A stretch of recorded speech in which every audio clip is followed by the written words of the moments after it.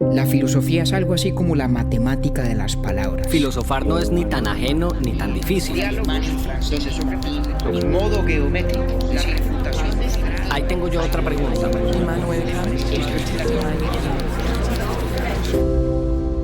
Urbi et Orbi, a la ciudad y al mundo. Buenos días, buenas tardes, buenas noches. Los Federalist Papers, o El Federalista, como en la conversación nos referimos a ellos, fueron una serie de 85 panfletos escritos por tres de los padres fundadores de los Estados Unidos de América: Alexander Hamilton, James Madison y John Jay, si los mencionamos según la cantidad que cada uno escribió. Esta es la mejor forma de terminar con esta miniserie de 3 capítulos sobre filosofía política, porque se trata del ejemplo práctico más claro de cómo pensadores de la tradición republicana, como Maquiavelo y Montesquieu, le dieron forma a las instituciones políticas modernas. El Federalista fue la forma que encontraron Hamilton, Madison y Jay para promover aquella constitución que se acababa de escribir en la Convención de Filadelfia en 1787. Pero lo más lindo de la historia es que no era un manual de instrucciones cuyo objetivo fuera simplemente aclarar el significado del proyecto de constitución. El Federalista nació como un documento político que buscaba de frente persuadir a los ciudadanos, no tan convencidos aún, de que valía la pena apostarle a esa nueva constitución. Y aquí uno de esos datos que tanto me gusta compartirles a ustedes. Esta vez muy útil y de pronto no tan divertido. Todo panfleto o artículo del Federalista siempre estuvo dirigido a la gente del estado de Nueva York. Así empezaba el texto de cada uno.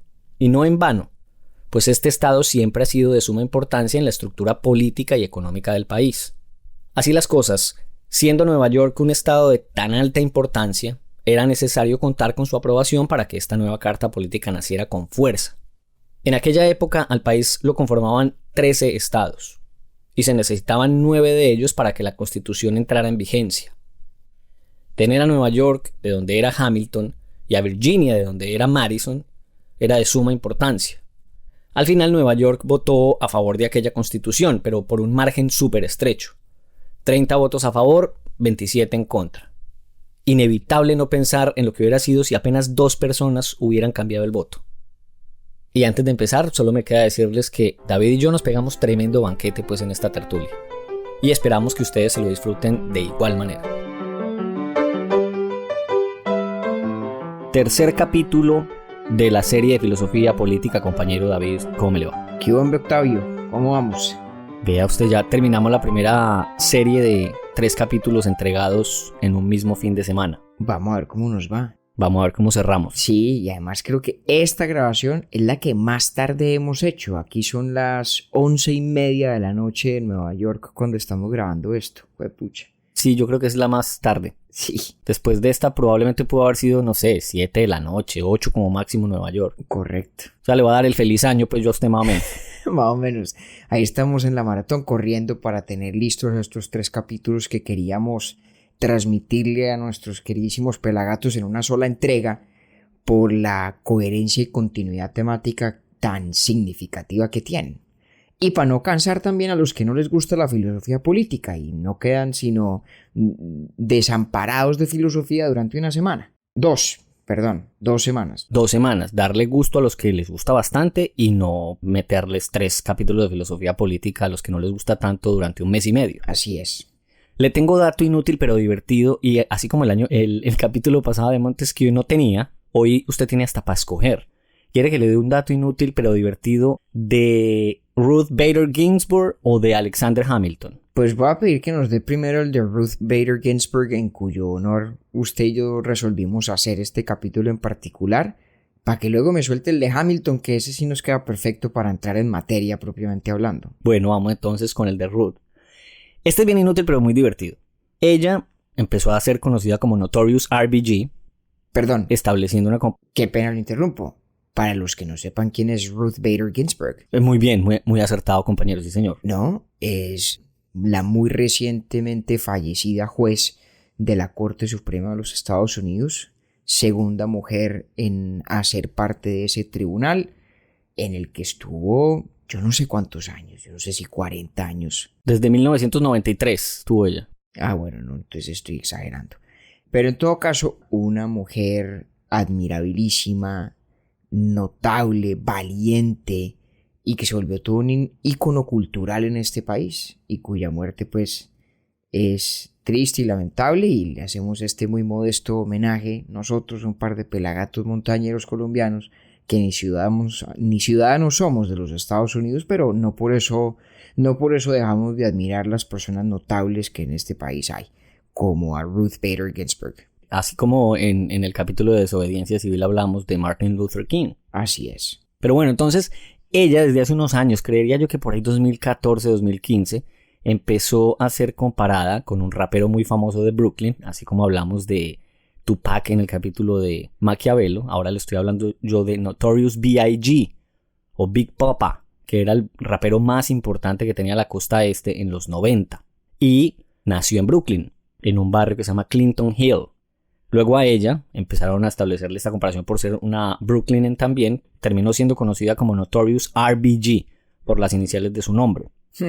Y a ella le caía muy en gracia el cuento además. Entonces cuando se lo preguntaban, ella decía, pues fíjense ustedes que a muchos les parece raro, a mí en cambio me parece muy natural la relación que están estableciendo con nosotros. Entonces antes se reían los auditorios, ella decía, porque ambos somos nacidos y criados en Brooklyn, Nueva York. Vea pues. Y no podía ser un lugar pues como Brooklyn, en donde usted vive, más apropiado para ser el lugar de nacimiento de dos personas tan distintas pero tan importantes, cada una en su línea. Bueno, testamento a la diversidad y lo que emana de una sociedad de estas. Ahora, creo que esa comparación entre cómo es el rapero y Ruth Bader Ginsburg es especialmente curiosa cuando uno sabe que Ginsburg era una fanática empedernida de la ópera. Estoy seguro que no escuchó rap nunca en su vida. O sea, tal vez el que le hayan puesto por ahí o el que se encontraba en las calles o en un carro, qué sé yo. Pero no me imagino yo a Ruth Bader Ginsburg escuchando rap. Seguramente se enteró. A partir de la comparación. Seguramente, con seguridad. Sí, y hablaba muy bonito de él. Decía, sí, fue un chico que además infortunadamente murió muy joven, decía ella. Notorious B.I.G. murió asesinado aquí en Los Ángeles en el 97. Toda esa guerra que hubo entre los raperos de la costa este y oeste. Pero, además el dato inútil pero divertido ya para cerrarlo, es que ambos eran medio vecinos suyos. ¿De verdad? Claro, porque Ruth Bader creció en Flatbush, que es muy cerca de donde usted vive. Sí, eso es aquí al lado. Notorious B.I.G. incluso más cerca, porque Clinton Hill es como en la mitad del barrio suyo y Flatbush. Claro, eso es al lado de Fort Greene, donde vivo yo. Si uno se va por Myrtle Avenue, caminando hacia Clinton Avenue, pues que llega a Clinton Hill. Cerca a Bedford-Stuyvesant. Exactamente. Así que ese es el dato inútil pero divertido para usted, de hecho. Oiga, pues muchas gracias. Qué pena con nuestros pelagatos, nos hemos ido extendiendo. Espero que les gusten esas historias inútiles pero divertidas. Ahora sí, arranquemos porque este tema me tiene muy entusiasmado. Y yo sé que usted lo notó, a medida que íbamos avanzando en la serie de capítulos de filosofía política, el entusiasmo mío también aumentaba. Yo no empecé muy bien con Maquiavelo, me costó entender y demás. En Montesquieu creo que ya estaba súper conectado. Pero este particularmente sí es algo de la historia de los Estados Unidos que me ha llamado siempre la atención y que quiero que me enseñen mucho más, que son los Federalist Papers, escritos por Alexander Hamilton, James Madison y John Jay. Correcto. Y para no pecar aquí de exceso de anglicismo, la tentación será mucha porque esto es un documento de los Estados Unidos, llamémoslos el Federalista, que además era como se llamaba la publicación panfletaria que se compila en este libro, pues que hoy se lee o se consume como un libro cuando en realidad era una colección de panfletos que se iban publicando de manera periódica. Me gusta mucho eso porque me preocupaba lo del anglicismo. Entonces, El Federalista, de Alexander Hamilton, John Jay y James Madison. Que Jay solo escribió 5, ¿no? Correcto. Fue el menos activamente partícipe. Muy bien. Pues a ver, empecemos por el principio. Este es un documento obviamente de interés histórico, ya vamos a hablar un poquito por qué, pero yo creo que es también de enorme interés filosófico, y no soy el único, y es porque en él encontramos la explícita articulación de las doctrinas políticas fundamentales que inspiraron la redacción de la Constitución de los Estados Unidos y que por lo tanto además han tenido un papel importantísimo para jugar como punto de referencia de la creación de todas las democracias modernas, ¿cierto? Entonces, históricamente importante, pues muchísimo, pero lo valioso aquí desde nuestra óptica, desde lo que nos interesa en Urbi et Orbi, es la riqueza conceptual de lo que aquí se dice.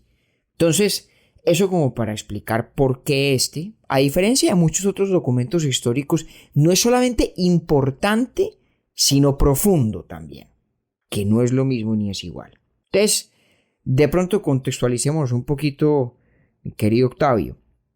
A ver, la Constitución de los Estados Unidos es la más antigua constitución escrita vigente que en el mundo hay, ¿cierto? Y ahí hago esas aclaraciones. Más antigua escrita, porque la Constitución inglesa, en gracia de discusión, es muchísimo más vieja, pero nadie nunca la escribió. Es, digamos, una antología de... ¿Cómo así? Sí, eso es la Constitución de Inglaterra. O sea, no hubo constituyente ni convención ni nada. No, eso no existe. Uno podría decir que el momento fundacional es la Magna Carta, pero la Constitución inglesa es un conjunto de tradiciones, normas, costumbres, actos del Parlamento que a lo largo de los siglos han ido acumulándose y que tienen una forma y una estructura. Uno puede hablar de la Constitución inglesa, simplemente es una Constitución que no está escrita, que tiene incluso componentes relativamente implícitos o de tradición, más que explícitamente articulados como un conjunto. Entonces, esta sí está escrita, la de los Estados Unidos, y que esté vigente de manera continua, pues es la más vieja de todas. No es la más vieja escrita, ¿ya? Porque, por ejemplo, estuvo precedida de lo que se llamaban los artículos de la Confederación. Cuando las 13 colonias entonces proclamaron su independencia de Inglaterra, del rey Jorge, en 1776, se asociaron bajo el entendido de que cada colonia se convertía en un estado independiente y soberano, y lo que tenían era que darse una mano para administrar la guerra, ¿cierto? Como si habláramos hoy de la OEA. ¿Y esa era la única motivación de los artículos confederados, asociarse en caso de guerra? ¿Ya está? ¿Okay? Esencialmente sí, pues se acaban de declarar independientes, tienen todo el poderío militar de la corona inglesa en su contra, pues hombre, caramba, si no se juntan y se ayudan, pues ahí no hay, la causa era perdida. Y se crean estos artículos de la Confederación. Entonces puede uno decir de esos que de los artículos confederados, cada niño con su boleta y solamente para esto nos vamos a juntar. Correcto. Es más, si uno los lee hoy con la distancia de la historia, parece más un tratado internacional que un arreglo constitucional, ¿cierto? Porque todavía hay una concepción muy fuerte de que cada antigua colonia se erige en un estado independiente y perfectamente soberano, y lo que hay es como un acuerdo de coordinación. Y la más clara manifestación de ese carácter casi internacional, más que doméstico constitucional de los artículos de la Confederación, es el poder de veto. Cualquier estado tenía poder de veto, sobre todo para efectos de reformar los dichos artículos. No, pues eso es un mierdero, pues se sentaban y se pusieron de acuerdo. El Congreso Continental, que sesionó desde 1774 y que lo hizo a partir de 1777 al amparo de esos artículos, ¿cierto? Ese Congreso Continental designa al general Washington como comandante en jefe de las tropas, se ocupa, digamos, de proveer los fondos para la guerra de independencia, de gestionar diplomáticamente el apoyo de los franceses, etc. Entonces es algo así como un frente común entre lo que eran, para todos los efectos, 13 países distintos, 13 entidades soberanas distintas. Entonces, de hecho, esto nos sirve para poner de presente la necesidad política que condujo a replantear esos artículos de la Confederación, porque esa estructura que tenían era a la vez paquidérmica, ¿sí?, y superflua. Paquidérmica en el sentido de que era difícil ponerse de acuerdo en cualquier cosa, porque como cualquier estado tenía poder de veto, era muy difícil reformarla. Digamos que mover el aparato político incipiente del país alrededor de cualquier interés o proyecto común era muy difícil, muy difícil. Que valga decir que ahí también en los 3 estados pues había, así como hoy, unos más grandes que otros, unos más importantes, unos más estratégicos. Claro, y unos de pronto con más riesgo de reconquista por parte de la corona, otros con menos, unos más ricos, otros menos ricos, exactamente. Y luego digo que además era relativamente superficial porque además los temas sobre los cuales le otorgaba poderes al gobierno, digamos, o al Congreso que gobernaba en nombre de los confederados, de los estados confederados, esos poderes eran mínimos, ¿sí? Entonces, finalmente aquí se llega a la conclusión de que se necesita una estructura constitucional distinta. Y esa estructura constitucional o ese proyecto de nueva estructura constitucional tiene, yo diría, un propósito fundamental. Y es equilibrar 3 ingredientes distintos. Es decir, buscar las instituciones que puedan hacer coexistir 3 elementos muy distintos que en criterio de los líderes de la época, pues los artículos de la Confederación no podían conjugar con éxito. Esos 3 elementos son, en las palabras de Hamilton, de Jay y de Madison, digamos, lo que ellos llaman energetic government, un gobierno con energía, con ímpetu, con bríos, con autoridad, con potestades, la estabilidad política y la libertad individual. Y esto, mi querido Octavio, aunque ellos no lo dicen porque se cuidan de quién citan y de quién no, esto es como extraído de los discursos sobre Livio de nuestro amigo Maquiavelo. Ok. Sí, cuando usted mencionó estabilidad y libertad, ahí conecté de una. Exactamente. Ya vamos a volver a eso. Déjeme solamente una puntada final contextual. Y es, bueno, ¿quiénes son estos 3 tipos que escribieron este libro? O estos, como digo, panfletos, ¿no? Entonces decíamos que están los artículos de la Confederación, aquello no funciona, se requiere un nuevo modelo constitucional, el Congreso Continental autoriza que se convoque una especie de asamblea constituyente, esa asamblea redacta una constitución y toma una decisión que es trascendentalísima. Entonces, uno de los puntos filosóficamente más relevantes de este momento de la historia, ese momento político espectacular de la fundación de la República Americana. Y la decisión es que la soberanía ha de residir en el pueblo. Es decir, que la fuente de la legitimidad del nuevo gobierno federal, de esa nueva constitución, ha de ser popular. Es decir, será legítima porque los ciudadanos individualmente la acompañen y la apoyen, no porque los estados, como entidades políticas colectivas, acepten sus términos. Y en consecuencia, la constitución que en ese momento se propuso tenía que ser popularmente ratificada. Yo creo que es difícil exagerar la audacia política de semejante idea.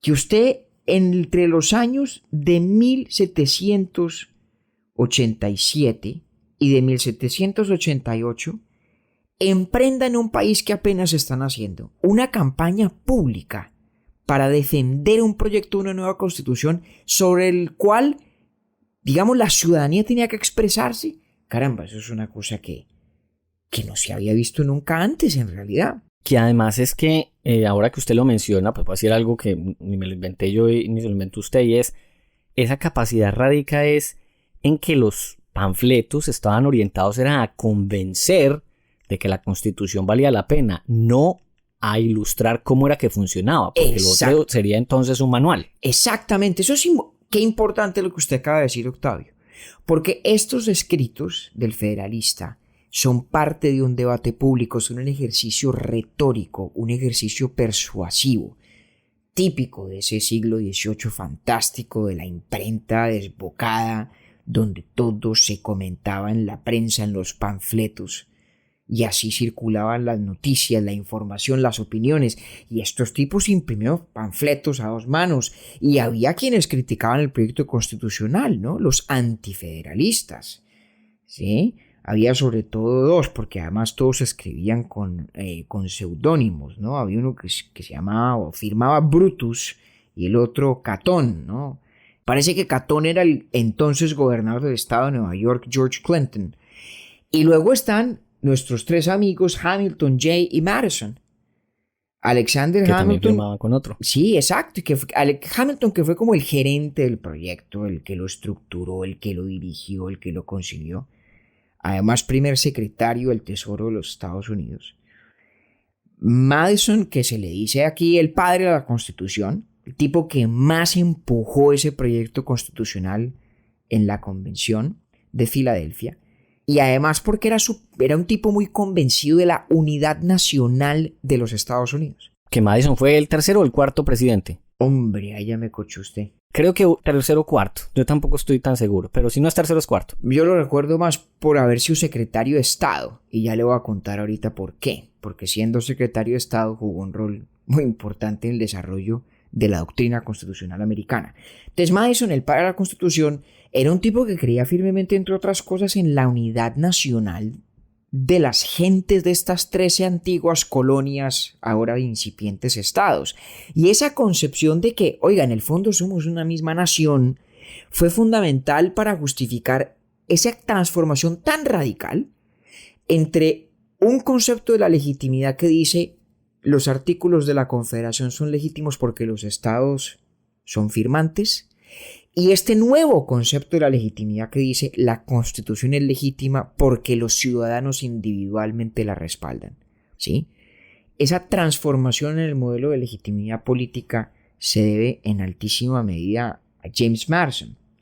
Y luego el tercero era John Jay, que era un muy famoso y célebre y respetado abogado neoyorquino, que además presidió la Corte Suprema del Estado de Nueva York, ¿cierto? Y entonces estos tres tipos, Hamilton, Madison y Jay, escribían estos panfletos fantásticos, claro, porque habían sido coautores, habían participado en la elaboración del proyecto constitucional y eran convencidos de la urgencia de estructurar la unidad política de este país que estaban haciendo. Y Jay también haciendo. fue a la convención, pues. Sí, claro. Y no solo eso, sino que además con Benjamin Franklin y Adams fue de los que negoció el Tratado de París con los franceses en 1783, que es el que realmente pone fin a la Guerra de Independencia Americana. En fin, estos tres tipos, Hamilton, Madison, Jay, escriben en total 85 panfletos, 85 ensayos. Si usted va hoy a una librería y pide que le entregue una copia de los Federalist Papers o de El Federalista, le van a entregar un libro que es una compilación de 85 ensayos cortos, panfletos. Todos en defensa de la Constitución. Se publicaron más o menos entre octubre de 1787 y mayo de 1788. Y todos firmados con el mismo seudónimo. ¿Sí? El seudónimo Publius, que es un homenaje a un estadista romano, Publius Valerio, que le tenían por apodo Publicola, es decir, quien amaba al pueblo, ¿no? El cuento charro de todo esto es que los académicos sostienen que la influencia que estos panfletos tuvieron en el proceso de ratificación de la Constitución fue mínima, es decir, poquito tirando a nada. Para todos los efectos tuvo nula importancia en materia de política real, es decir, de lograr que la gente se pusiera de acuerdo en favor de la Constitución y la ratificara como en efecto ocurrió, ¿cierto? Sin embargo, fíjese lo que usted decía, que se trata de unos documentos que buscan persuadir no solamente un manual de instrucciones, ¿cierto? Pero por ser escritos por algunas de las mentes que participaron directamente de la elaboración del texto constitucional y más generalmente del clima intelectual del cual ese texto emerge, por esa razón, el Federalista se convirtió en una fuente fundamental de doctrina en este país, es decir, en los Estados Unidos. Y tal vez el ejemplo más notable de eso es un caso que se llama Marbury versus Madison. Por eso le contaba yo que yo recuerdo mucho a James Madison, no tanto por su presidencia como por su rol como secretario de Estado. Una pelea judicial que había entre Marbury y Madison en su capacidad de secretario de Estado, no hay necesidad de hablar de los detalles.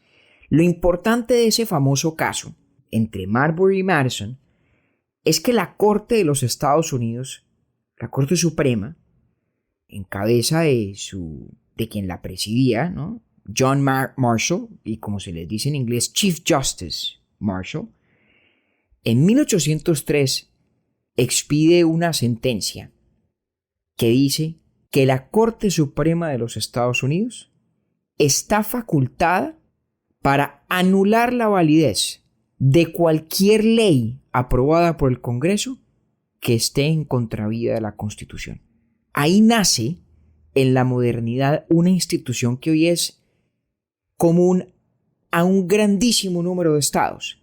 Es la idea de lo que en inglés se llama Judicial Review y en español se llama el control de constitucionalidad, que es la idea de que los congresos, es decir, que los legisladores no tienen poder soberano, no tienen poder irrestricto. O sea, eso es bien interesante porque fue entonces después de que la Constitución fuera sancionada. Sí.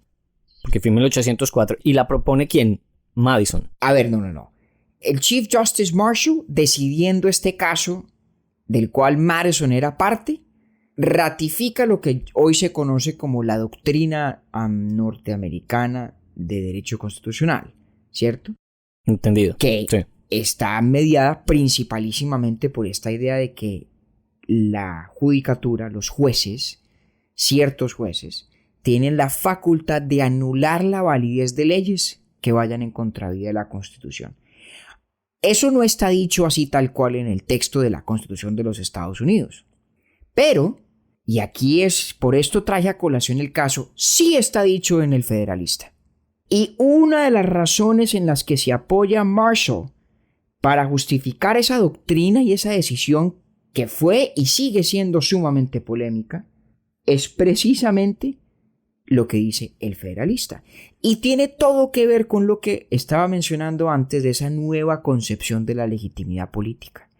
¿Por qué los jueces tienen la facultad de evaluar la constitucionalidad de las leyes? Porque la legitimidad del Estado emana de los ciudadanos, ¿cierto? Se manifiesta por excelencia en la Constitución y por lo tanto la Constitución no es simplemente una ley como cualquier otra o la primera en una sucesión de leyes, es ley fundamental. Y de hecho, fíjense las cosas de la historia. Hoy la gente se inquieta por los excesos de poder que suele tener la oficina del presidente. No hablo específicamente de los Estados Unidos, sino en general de los regímenes presidenciales, ¿cierto? Parece que los presidentes fueran, digamos, el foco del poder y donde más tentación hay de exceder los límites. Pues en esa época les daba muy poca angustia el rol del presidente. La gran preocupación y el gran desvelo que tenía esta gente era el exceso de poder de los congresos, de las legislaturas. Thomas Jefferson hablaba de el despotismo de los elegidos, ¿sí? Y se referían al Congreso, no al presidente. Exactamente, el presidente se lo inventaron en parte para contener y controlar el poder o el exceso de poder de parte de las legislaturas, ¿cierto? De los congresos. Lo que acaba de decir, compañero, ¿quién se lo inventó? ¿Montesquieu? Desde ahí es que él propone eso para controlar el poder del Congreso, ¿o qué? Muy bien, muy bien. Entonces, venga y leemos un poquito entre los 3 capítulos que estamos haciendo. El propósito fundamental, conjugar la estabilidad, la energía y la libertad, ese es el proyecto de Maquiavelo. Acuérdense cómo Maquiavelo decía que en última la gracia de una república es que sea libre y que la libertad de que gozamos sea estable, sea segura. Pero dice también que para garantizar la estabilidad y la libertad tiene que haber capacidad de mando y tiene que haber incluso disposición y voluntad de transgredir ciertos límites de ser necesario para defender la integridad de la república. Acuérdese que hablamos de cómo Maquiavelo siente enorme admiración por la institución romana del dictador. ¿Cuál cree usted que es el punto de referencia precisamente para ese invento norteamericano de la presidencia? Es exactamente ese. Es la idea de que la república debe ser libre, estable y energética, digámoslo así. Es una pésima traducción. Yo diría que debe tener ímpetu más bien, o habilidad o capacidad para actuar con energía. Pues bien, lo que la hace estable, en cierta medida, es la fragmentación del poder, ¿cierto? Que nadie pueda abusar de él por tenerlo todo. Y eso es algo que venimos hablando usted y yo hace 2 capítulos. Lo hablamos en relación con Montesquieu, lo hablamos obviamente en relación con Maquiavelo, en relación con el ejemplo de Roma. Y, oh sorpresa, como estos tipos muy prudentemente no citan a Maquiavelo, cosa que sí hacen con Montesquieu, lo que en cambio sí hacen muy tranquilamente es hablar del ejemplo romano, Se mire qué berraco los romanos, dividiendo el poder para que nadie lo pueda tener todo. Muy bien. ¿Por qué esa aversión a Maquiavelo y simpatía con Montesquieu? Pues por lo mismo que usted tenía cierto escozor al principio, por lo mismo que cualquiera, oye, el fin justifica los medios, y hay cierta fama y ha hecho carrera, cierta lectura y cierta interpretación. En fin, entonces, estabilidad, ímpetu y libertad, ¿no? O energía, como la llaman ellos en inglés, energy. Estabilidad a partir de una suficiente fragmentación del poder para que no haya posibilidad de que nadie abuse de él, ¿cierto? Pero ojo, sin que eso conduzca a la misma parálisis de los artículos de la Confederación. Ahí entra a jugar el rol de la energía. Y la energía se manifiesta, o el ímpetu se manifiesta en el diseño constitucional aquí, sobre todo en la institución del presidente. Un solo personaje con unos poderes muy claros, límites en el tiempo, obligación de ir a responder ante el elector por vía de las elecciones y por lo tanto, digamos, constreñido tanto política como institucionalmente, pero con plenas facultades dentro de aquello que se dice es parte de su competencia. Y entonces, en lo que a sus poderes concierne, el presidente puede actuar con absoluta autonomía. Ahí está el ímpetu, ahí están los bríos, ahí está la energía. Eso es muy interesante porque Montesquieu lo dice, es como, esta es una rama, él tiene estas funciones, ahí tiene autonomía y hasta luego se acabó la discusión. Y luego aquí está entonces la gran lección del señor Montesquieu. Dice, bueno, estabilidad, ímpetu, energía, ¿y cómo hacemos con la libertad? Y la respuesta es la misma de él. Para que haya libertad hay que hacer un par de cosas. La primera es que el poder no simplemente se divida de cualquier manera, sino que se divida de tal suerte que, oh sorpresa, quien define la ley no sea quien la aplique. Fíjese que en esto hay una diferencia con la noción romana y de Maquiavelo en relación con la división del poder, ¿cierto? Maquiavelo y los romanos piensan que fragmentar el poder es valioso simplemente por el hecho de estar fragmentándolo, ¿no? Por un lado el tribuno del pueblo, por el otro lado el senado, etc. Pero Montesquieu refina esa hipótesis para decir no. La garantía auténtica de la libertad es la separación entre quien hace la ley y quien la aplica. Y por eso para Montesquieu la independencia del poder judicial es esencialísima, y lo mismo es cierto de los federalistas. Lo mismo es cierto de este proyecto. Entonces, una grandísima parte de lo que estos panfletos sostienen es que la libertad de los ciudadanos reposa sobre las mismas bases de las que hablamos con Montesquieu. Hay unas bases institucionales, ¿cierto? Usted diseña unas instituciones que logran ser estables, donde quien aplica la ley no es quien la diseñó, donde no obstante hay suficiente ímpetu para poder actuar, ¿no? Y eso corresponde a su vez a los poderes legislativo, ejecutivo y judicial. Entonces hay una base institucional y luego hay una base, podríamos llamar, moral, psicológica si se quiere. Y es el componente de la virtud ciudadana. Porque estos tipos además eran unos genios del diseño institucional y se gastan mucho tiempo diciendo, bueno, ¿cómo nos aseguramos de que estas instituciones que nos estamos inventando funcionen bien sin presumir o esperar que quienes las habiten sean unos ángeles? En esto ellos aprendieron de Maquiavelo. ¿Se acuerdan que de Maquiavelo hablamos del animus dominandi, de ese humor de quienes quieren dominar, de la ambición de poder? Pues esos tipos hablan de lo mismo y lo dicen clarísimamente. Por ahí me parece que es en el panfleto o el Federalist Paper número 51. Dicen, la técnica de nuestro diseño institucional es que la ambición se convierta en barrera para la ambición, ¿cierto? Entonces, la ambición de poder de un presidente que se estrelle contra la ambición de poder de los jueces y la ambición de poder del Congreso, y así, ¿no? Entonces, hay un componente institucional. Ellos parten de la base, pues, de que puede haber políticos decentes, y eso está bien, de que no hay que pensar que sean ángeles, que a lo mejor han de ser ambiciosos, y ojo, la ambición en ese sentido no necesariamente la ven con malos ojos, ¿no? Simplemente es algo que hay que saber contener y canalizar de manera productiva. Muy bien, esas son las bases institucionales de la libertad, pero luego ellos dicen una cosa que es muy sensata. En últimas, pues todo sistema institucional puede fallar, ¿sí? Se puede corromper y es posible que los que ocupan los despachos de las distintas ramas del poder conformen una especie de sindicato o de cartel o de red de complicidades, ¿cierto? De manera que puedan, de hecho, convertirse en ese poder arbitrario y tiránico que a Montesquieu aterrorizaba y utilizar las tres ramas del poder como si efectivamente fueran una sola, porque se coordinan, pues se ponen de acuerdo. Y frente a eso estos tipos dicen, hombre, mire, hay un límite en lo que el diseño institucional puede lograr, y esto es una lección sabia de esta gente. No todo en la política se resuelve o funciona bien si nos inventamos las instituciones correctas en el papel. En últimas, la más importante, perdurable garantía de la libertad es la opinión pública, es decir, el ejercicio de la política desde la ciudadanía. Y frente a eso no hay sustituto.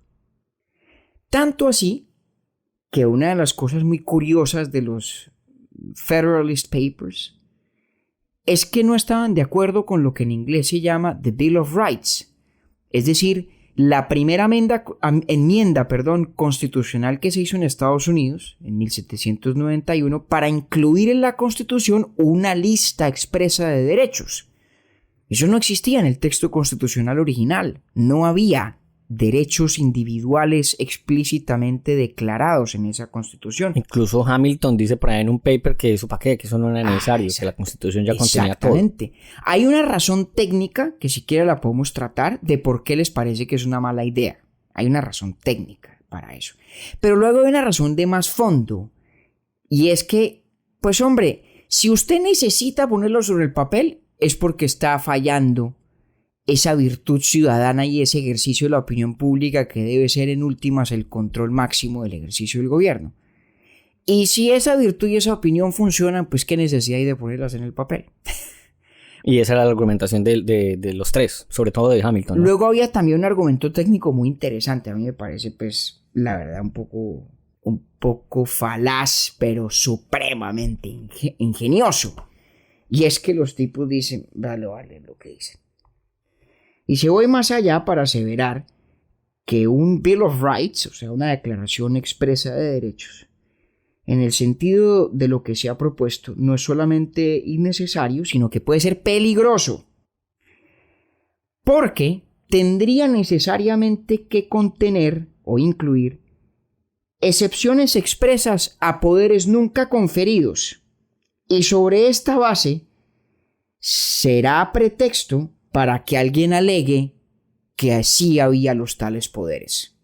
Es decir, si yo le digo, usted no puede, vamos a poner un ejemplo concreto, ¿cierto?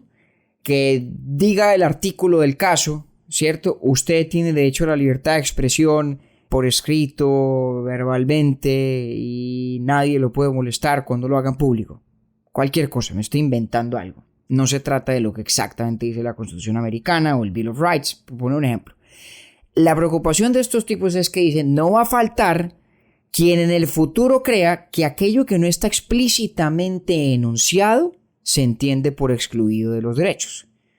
Entonces, si usted dijo que tenía derecho a la libertad de expresión por escrito y verbalmente, ¿sí? Y de pronto algún día nos inventamos sistemas de comunicación telepática, no faltará quien diga que en los medios de comunicación telepático no aplica la libertad de expresión porque no están expresamente incorporados en la lista de derechos.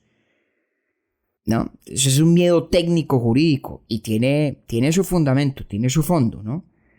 De hecho, en los Estados Unidos, donde no hay un derecho explícito a la privacidad individual, el debate sobre el derecho a la privacidad es exactamente este debate. Y es si debates acerca de los derechos individuales pueden o no restringirse a lo expresamente descrito en la Carta de Derechos, en el Bill of Rights. Pero con eso me distraigo un poco. Volvamos a lo fundamental, Octi. es que estos tipos tienen claro lo que había que aprender de Montesquieu y de Maquiavelo. Y es que la comunidad política tiene que tratar de conjugar estabilidad, ímpetu y libertad, y que la única forma de hacerlo es una mezcla entre habilidoso diseño institucional, pero un componente siempre indispensable de virtud en las gentes, de virtud ciudadana. Porque sin eso no habrá institución que funcione. Y habilidad en el diseño estaba toda. Pero le tengo una pregunta. Por favor, por favor. Que estoy muy curioso con lo que dice Hamilton en el panfleto número 78, que me quedó sonando mucho porque lo escribió un 28 de mayo y yo cumplo el 29. Ah, ¿no jodas? Pero no, bueno, no solamente por eso. Él al final dice, eso pues no viene al caso. Y es más, él cita una frase de Maquiavelo que dice que de los tres poderes mencionados, de Montesquieu, quería decir. Sí, cita Montesquieu Hamilton. Correcto. Porque en el paper él dice que no se preocupen por la rama judicial, que esa es la menos importante. Sí. Sí. Y se apoya en Montesquieu. Entonces yo digo, bueno, sí, Hamilton muy hábil, y de hecho se lo dijeron en la época, es que él era bien habilidoso y tal, un poquito enredador y no sé qué. Pero luego se apoya en una frase que es literal lo mismo. Montesquieu dice lo mismo, que de los tres poderes mencionados, el judicial, y dice él en inglés, is next to nothing. Es comparable con nada. Yo digo, ¿ahí qué? Porque me perdí un poco. Pues porque para mí, obviamente, pues es bastante importante. Muy buena pregunta. Y en algún otro de los panfletos se refieren a la judicatura como the least dangerous branch, la rama menos peligrosa del poder público. Eso es una afirmación curiosa. Y ahí tiene usted toda la razón. Habilidosa, embolatadorcita, persuasiva. Ahí se nota el objetivo panfletario. Porque hay dos interpretaciones. O mejor, hay dos tipos de peligro. Hay un peligro que es la afectación directa de la libertad de un ciudadano, ¿cierto? La capacidad que tiene un poder público de directamente afectar sus derechos como persona. Y desde ese punto de vista, de hecho, la rama judicial es tal vez la más peligrosa. Claro, es que uno lo puede ver desde ahí y lo encuentra. Es la más peligrosa desde ese punto de vista. Sí. La más peligrosa. Si se corrompe la justicia, pues ¿qué nos queda? ¿No? Y como la famosísima frase de Juvenal, ¿no? Quis custodiet ipsos custodes. ¿No? ¿Quién vigila a los que vigilan? ¿Quién vigilará a los guardianes, a los guardias? ¿No? Entonces, desde el punto de vista de la afectación directa de las libertades y derechos individuales, la rama judicial es la más peligrosa. El sentido en el cual es la menos peligrosa o casi nada, next to nothing, como la llama Madison en este caso particular, es desde un punto de vista un poquito diferente y es en relación con la dinámica versus las otras ramas del poder. Porque la gran novedad aquí es coger el sistema judicial y conferirle semejante independencia. Esa es la gran novedad del diseño constitucional. Entonces había un ejercicio persuasivo para demostrar que esa idea no era mala, que no era tiránica. En uno y otro momentos, en el de Montesquieu y luego en el de Padres Fundadores. Correcto. Entonces, ellos lo que quieren demostrar es que en el caso de la justicia hay una especie de compensación cuando usted piensa en la justicia como una rama que está, entre comillas, compitiendo contra el Ejecutivo y contra el Legislativo, ¿cierto? Porque acuérdense que ellos tienen una lógica un poco como similar a la de la economía de mercado, ¿no? Ellos se imaginan un mercado de ambiciones donde compiten los legisladores contra el presidente y su despacho, contra los jueces, ¿cierto? Y en ese mercado de competencia ambiciosa, pues las aspiraciones de uno son, como decía, un poco la barrera que ataja las aspiraciones del otro. Y en el caso de la judicatura, lo que ellos tienen que calibrar muy bien era la autoridad que tenía versus el poder que tenía. Y me explico. La autoridad de la judicatura es gigantesca en el planteamiento de los federalistas.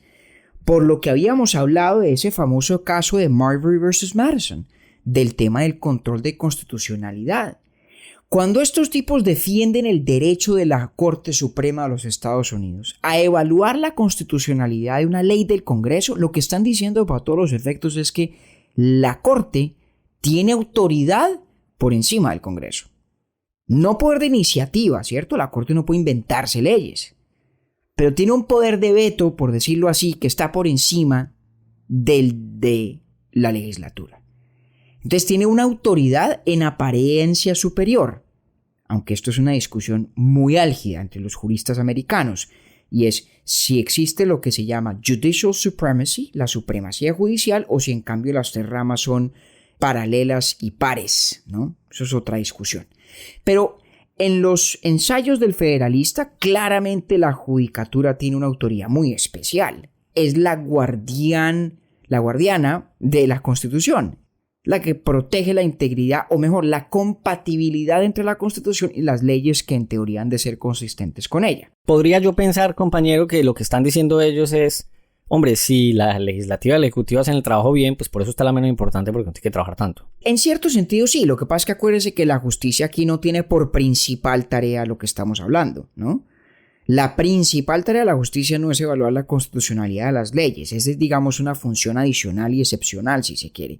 La principal tarea es juzgar casos individuales, ¿no? Sí, pero con relación a la Constitución. No siempre de manera directa, porque digamos que los casos que surgen en los conflictos de ley no siempre son de naturaleza constitucional, ¿cierto? Si usted y yo tenemos un desacuerdo sobre los linderos de una finca y nos vamos ante un juez, pues por lo menos en Estados Unidos no lo haríamos invocando cláusulas a la luz de la Constitución. Exacto, lo haríamos invocando. Me perdonan los abogados que tenemos muchos escuchándonos, yo aquí pues aprendiendo un poquito. O mejor, nos perdonan los no abogados si nos estamos pasando de calidad. Pero venga, decía que entonces estos tipos retóricamente tienen que equilibrar la autoridad y el poder del judicial. Entonces la autoridad, ya la veníamos hablando, es bastante significativa. Pero el poder en el sentido crudo, ¿no? Poder en cuanto tal es nada. Porque los jueces solamente logran hacer lo que en últimas las fuerzas del orden estén dispuestas a hacer cumplir. ¿Y quién comanda las fuerzas del orden? Y por eso decían, hombre, que sí, que le estamos dando un poder gigante al judicial. Hombre, sí, pues no le tengan miedo. It is the least dangerous branch. Es la más débil de todas las ramas. Tiene el encargo de ejercer el juicio, ¿cierto? Pero no el encargo de la fuerza. Y todos sabemos que el juicio que no está respaldado por la fuerza, pues no queda en nada. Entonces fíjese usted esta cosa tan compleja pero tan brillante de hacerlos unos y otros, digamos, dependientes entre sí para asegurarse de que esa competencia de ambiciones sea en últimas productiva. Productiva en el sentido de que nadie tenga cómo exceder los confines de su autoridad y de su poder, y por lo tanto se conserve el imperio de la ley y en consecuencia la libertad.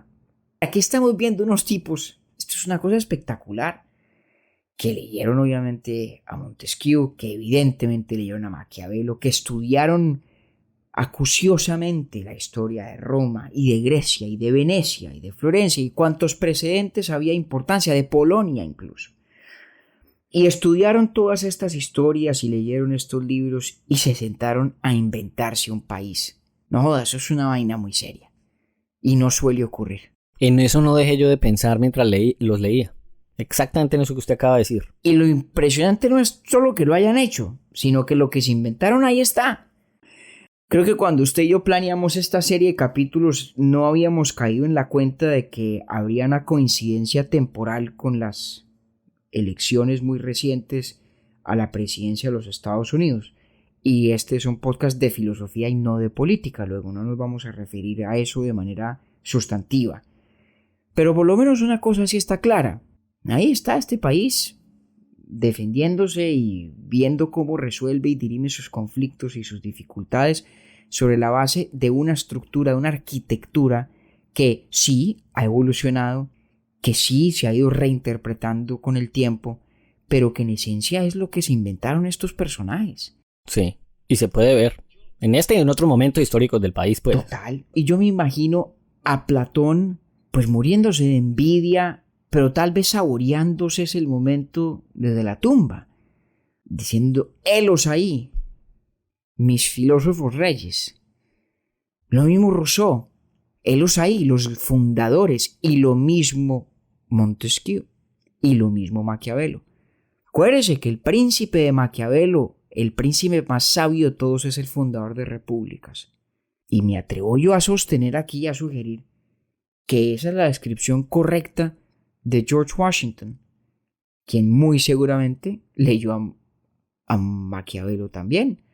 Que el señor Washington, si hubiera querido reelegirse 40 veces lo reelegían. O sea, ahí eso no tenía discusión. Y de hecho, en su continencia, en esa relación prudente y sabia que sostuvo con el poder, no le tuvo miedo, lo buscó, lo supo administrar, lo supo conservar, pero no se terminó de enamorar del todo de él. Fruto de esa relación sabia y prudente con el poder, fue Washington quien creó la norma no escrita de que en este país los presidentes no iban más allá de 2 turnos. Washington fue presidente 2 veces consecutivas. En ninguna parte en el texto constitucional original estaban los límites a la reelección presidencial en Estados Unidos, eso no existía. Pero el solo hecho de que Washington hubiera descendido de la presidencia y como buen fundador de república hubiera dicho, ahí les dejo, ¿cierto? Ese solo hecho creó una norma que se volvió de hierro hasta que la quebrantó. Qué bonito. Sí, hasta que la quebrantó pues Franklin Delano Roosevelt en el siglo XX, en circunstancias pues muy distintas y muy excepcionales.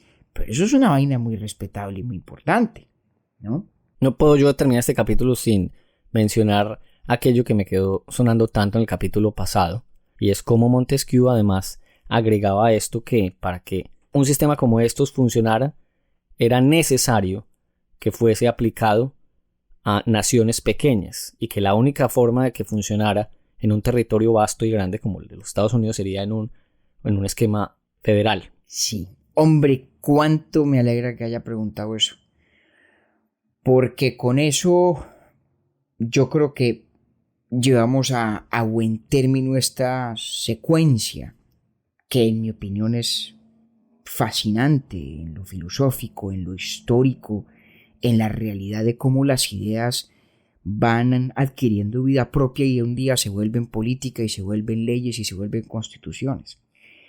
Hemos dicho que hay unas continuidades esencialísimas en toda esta tradición republicana, ¿cierto? De Maquiavelo a Montesquieu, a los federalistas, Hamilton, J. Madison y otros.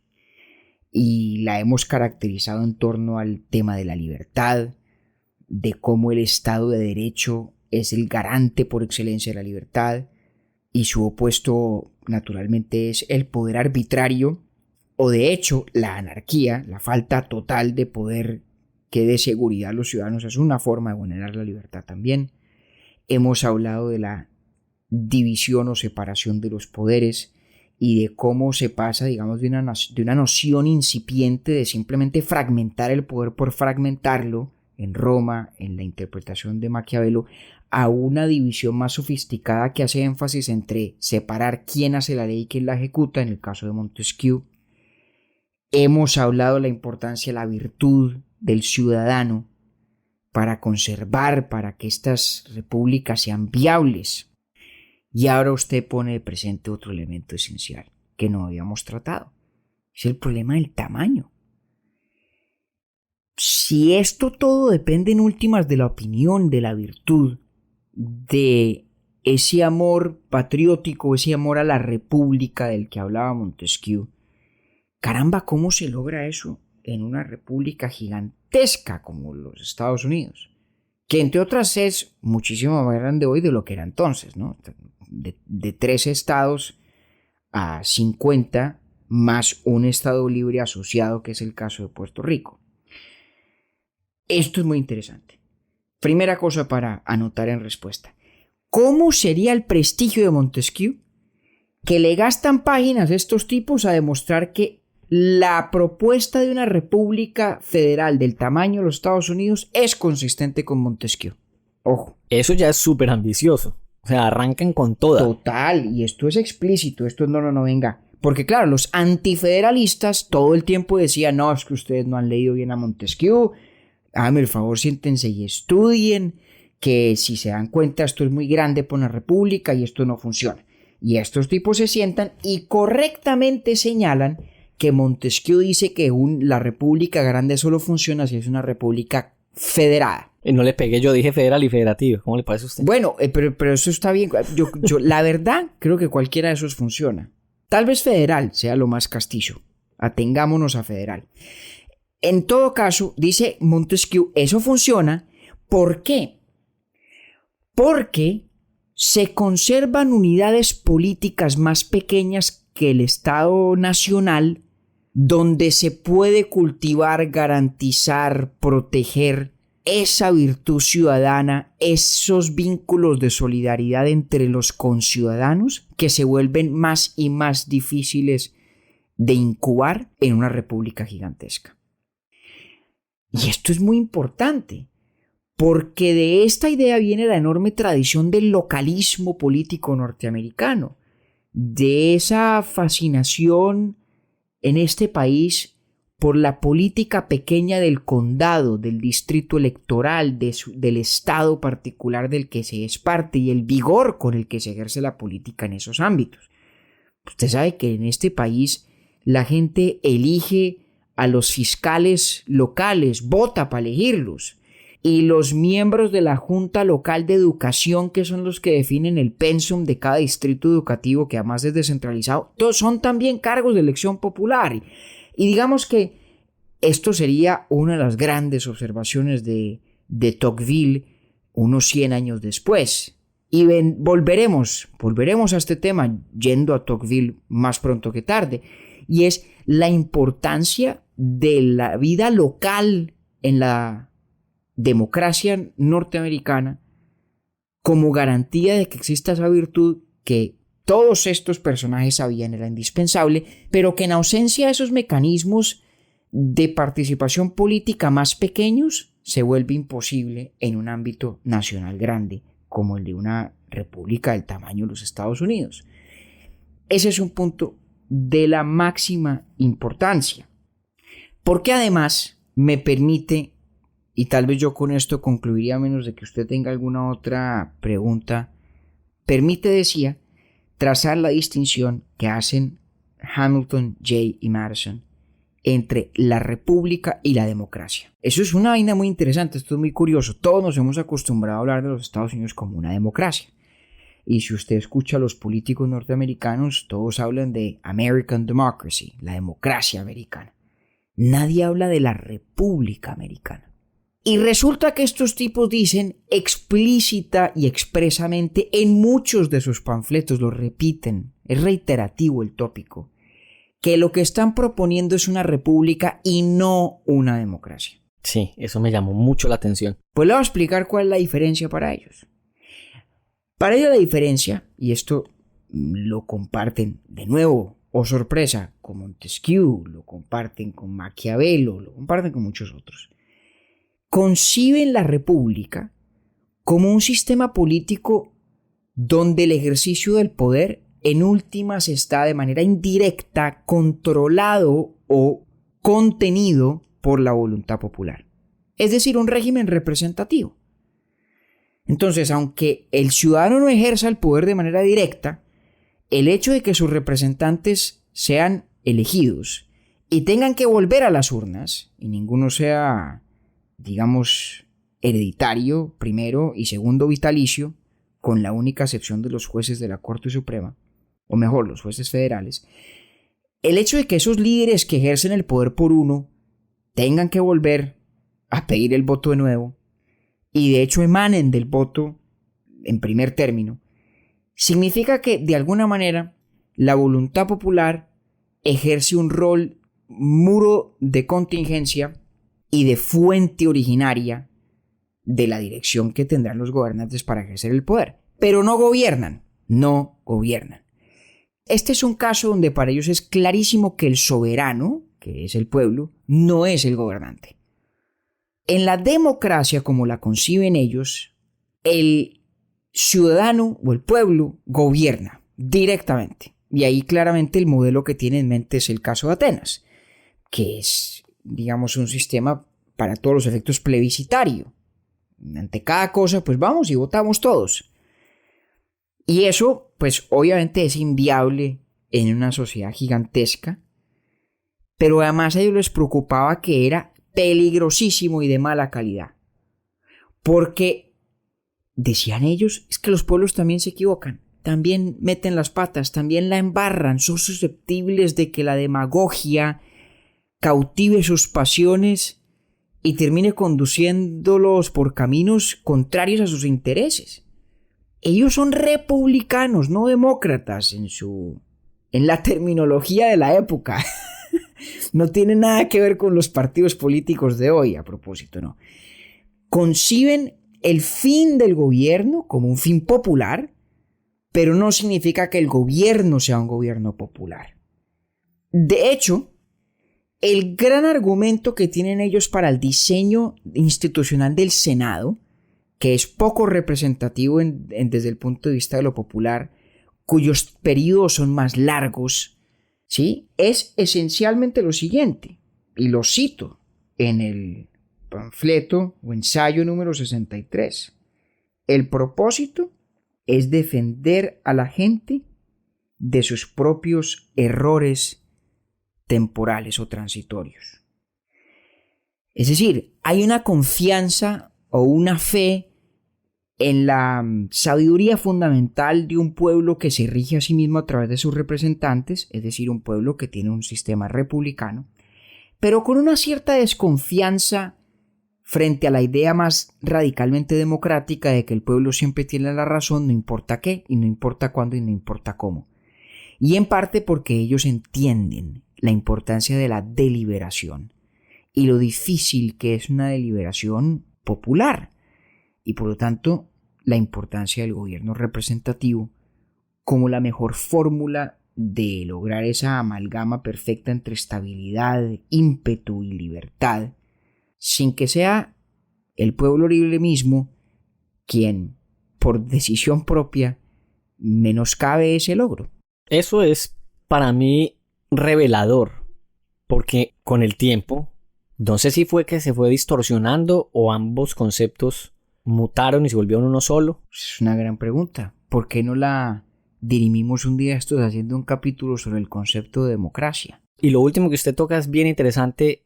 No vamos a tener tiempo para seguir hablando de todo lo que ellos plantearon allí, pero el colegio electoral, que es la forma como se elige un presidente aquí, tiene mucho sentido con todo lo que acabamos de hablar nosotros también. Por lo menos entiende uno mejor de dónde emana desde el punto de vista conceptual, ¿cierto? Estos tipos hicieron una cosa titánica. Pusieron en práctica por primera vez la más explícita reivindicación de la noción de soberanía popular, no solamente en la teoría, sino en el proceso mismo de la ratificación de la Constitución. Al mismo tiempo tenían que seguir conservando un grado de soberanía para los estados y distribuir el poder entre el gobierno federal y los estados. Y al mismo tiempo tenían que conservar el elemento popular en la dirección que se le da al ejercicio del gobierno, pero sin caer en los excesos que percibían o creían percibir en las democracias antiguas, donde el pueblo directamente gobernaba, no solamente daba dirección al gobierno, sino gobernaba. Y caramba, qué creatividad tan impresionante, qué audacia, qué visión. Perdón que lo diga así, qué cojones los de estos tipos para de verdad aventurarse una cosa de estas. Y cuando hablemos de Tocqueville, de pronto podremos especular un poquito más sobre por qué ha resultado exitoso, porque por lo menos desde el punto de vista de estabilidad, ímpetu y libertad, pues difícil pensar que ha sido un fracaso. Tendrá sus cosas criticables, unas más que otras, y de nuevo, este no es un podcast de política, aunque estamos ahí muy cerca de la frontera. Luego, permítame, Octavio, yo me alejo. El punto es que independientemente de lo que uno critique, cuestione o aquello sobre lo que discrepe, y los muy álgidos y muy serios y muy significativos debates que hay que dar, lograron un sistema que más o menos funciona. Ahora, no podemos concluir sin reconocer que en todo esto hay una mancha fatal, que es el tema de la esclavitud. Un siglo se demoró. Y es una mancha terrible y amerita una discusión en sí misma. No pretendemos de ninguna manera desconocerla, pero en nuestro ejercicio hemos querido concentrarnos, creo, en las fuerzas En la arquitectura de la vaina. Exacto, en la arquitectura, en las ideas fuerza desde el punto de vista filosófico, su procedencia histórica y esta manifestación palpable que tienen en un diseño institucional deslumbrantemente inteligente. A mí me gustó mucho la serie. Aprendí bastante con el pasar de las conversaciones y mucho más con esta. Vuelvo a entender un poco más y mejor a Maquiavelo. Leo más claramente a Montesquieu. Espero que usted de pronto me haya medido la temperatura, que haya aprendido la lección. Pero me gusta mucho. Este nos fue un poco más largo, pero quedo muy contento con la serie. Ojalá también a nuestros pelagatos les guste mucho. Ojalá sea así. Y en todo caso y como siempre, si no les gusta tanto, nos queda el consuelo de que a usted y a mí nos entretuvo y algo le aprendimos. Pero usted está en mañana, yo todavía estoy en hoy. Así es. Por la hora lo digo. Y si no les gusta, acuérdense que nosotros a veces decimos, si les gusta, recomiéndenselo a sus amigos. Y si no les gusta, como decía Chespirito, a sus enemigos se lo pueden recomendar. Así es. Compañero, muchas gracias. Siendo las 12:30 de la noche, un abrazo para usted. Muy juicioso usted, hombre, trasnochar por estos pelagatos que tanto nos quieren. Un abrazo. Un abrazo, compañero. Lo invitamos a suscribirse a Urbi et Orbi en cualquiera de las plataformas en donde nos escucha y así recibir las notificaciones de nuevos capítulos. Estamos en Instagram como @UrbietOrbiPodcast y en www.urbietorbi.podcast.com, donde además puede inscribirse a nuestro newsletter.